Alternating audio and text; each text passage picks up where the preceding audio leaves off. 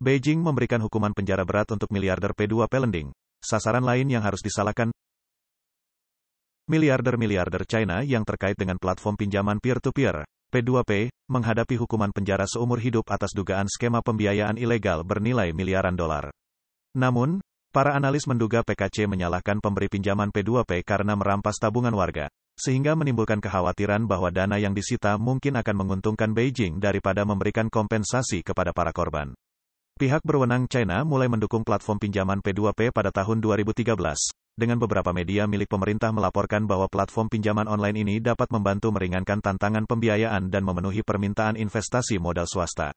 Pada tahun 2015, Perdana Menteri Li Keqiang mendukung keuangan internet, memberikan dukungan tingkat tinggi untuk P2P selama kunjungannya ke Shenzhen. Beberapa publikasi resmi kementerian dan komisi memberikan kredibilitas pada platform pinjaman P2P, yang kemudian menarik investasi dalam jumlah besar dari individu-individu swasta. Pada tahun 2018, skala industri P2P di China mencapai 1,3 triliun yuan, sekitar 184 miliar dolar, dengan 50 juta pengguna terdaftar, menurut media pemerintah China. Terdapat 1.836 platform pinjaman online di seluruh negeri pada saat itu. Namun, sejak tahun 2018, industri P2P terjerat skandal dan krisis gagal bayar. Beijing mulai membersihkan sektor ini, mengurangi jumlah platform pinjaman online P2P dari puncaknya sekitar 5.000 menjadi 0 pada akhir 2020. Tang Jingyuan, seorang komentator kejadian aktual yang berbasis di Amerika Serikat, mengatakan bahwa perubahan yang terjadi pada pemberi pinjaman P2P merupakan sebuah tamparan bagi mereka, mengingat mereka tumbuh dengan dukungan dari Beijing atau memiliki hubungan dengan kasus-kasus korupsi yang melibatkan para pejabat senior China.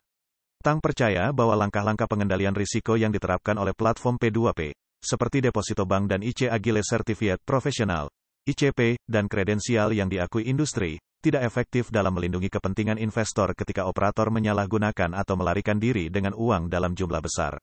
Hal ini sebagian disebabkan oleh kelalaian tugas oleh regulator PKC. Dia menekankan bahwa runtuhnya platform P2P China berakar pada masalah sistemik dalam rezim komunis, yang mendorong kolusi antara mereka yang berkuasa dan pemilik kaya, mengikis kepercayaan masyarakat. Beberapa operator P2P dipenjara seumur hidup. Zhou Xiping, yang dikenal sebagai godfather dari pinjaman online di China, dijatuhi hukuman penjara seumur hidup pada tanggal 7 Desember bersama dengan 17 orang kaki tangannya, atas tuduhan penipuan. Pria berusia 55 tahun ini mendirikan Hongling Capital pada tahun 2009, dan berhasil mengumpulkan sekitar 109 miliar yuan atau sekitar 15,3 miliar dolar dari lebih dari 480.000 investor swasta. Lin Wenfeng, pendiri Shenzhen Wensenwei Investment Company dan Shenzhen Gongxing Financial Information Service Company, juga menerima hukuman seumur hidup karena pembiayaan ilegal dan penipuan. Lin dan 11 kaki tangannya dihukum karena mengumpulkan dana masyarakat sebesar 38,6 miliar yuan atau sekitar 5,38 miliar dolar melalui pinjaman P2P dan pinjaman pribadi.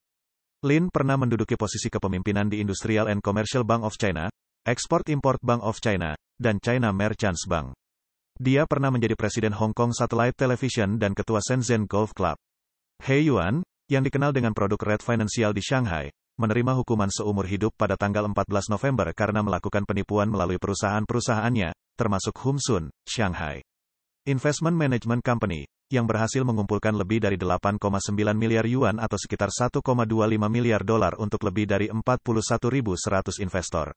Pengadilan Tinggi Provinsi Guangdong menguatkan putusan awal pada tanggal 3 November menjatuhkan hukuman penjara seumur hidup dan penyitaan seluruh harta benda pribadi kepada Peng Tai, CEO Neo Capital Management Group. Kasus ini melibatkan pembiayaan ilegal dan penipuan senilai 102,6 miliar yuan atau sekitar 14,3 miliar dolar, melalui pinjaman P2P dan produk keuangan swasta. Pihak berwenang Guangdong menangkap Peng Tai dan rekan-rekannya pada Januari tahun 2021, membekukan rekening dan menyita 1.056 properti. Neo Capital Management Group, salah satu platform P2P terbesar di Guangdong, memiliki lebih dari 6 juta pendaftar dan cabang di 150 kota, memperluas bisnisnya bahkan hingga ke tim bola basket NBA Maverick. Kerugian korban dan rasa bersalah Beijing. Meskipun pengadilan China telah menghukum berat para pemberi pinjaman online dan menyita aset-aset mereka, para korban tampaknya tidak mendapatkan kembali dana mereka. Pengacara China mengindikasikan bahwa dalam kasus-kasus skema pembiayaan ilegal seperti itu, jika uang tidak dapat dikembalikan pada akhir kasus, para korban tidak terlindungi dan harus menanggung kerugiannya sendiri. Liu Yanlin, nama samaran, seorang spesialis keuangan di China, mengatakan kepada televisi NTD bahwa PKC sebelumnya mempromosikan platform P2P dan memfasilitasi pengemasan dan penjualan pinjaman macet ke platform P2P. Kemudian, pemerintah PKC secara diam-diam mengizinkan platform P2P untuk mengemas pinjaman macet ini dan menjualnya kepada investor kecil yang kurang informasi. Dana investasi yang dihimpun oleh platform tersebut akhirnya masuk ke bank, dan krisis keuangan dipindahkan ke rakyat China. Tang Jingyuan mengatakan bahwa menimpakan semua kesalahan kepada para pemimpin platform pinjaman online lebih bermotif politik daripada bermakna secara ekonomi, karena PKC tidak dapat menemukan jalan keluar dari krisis ekonomi.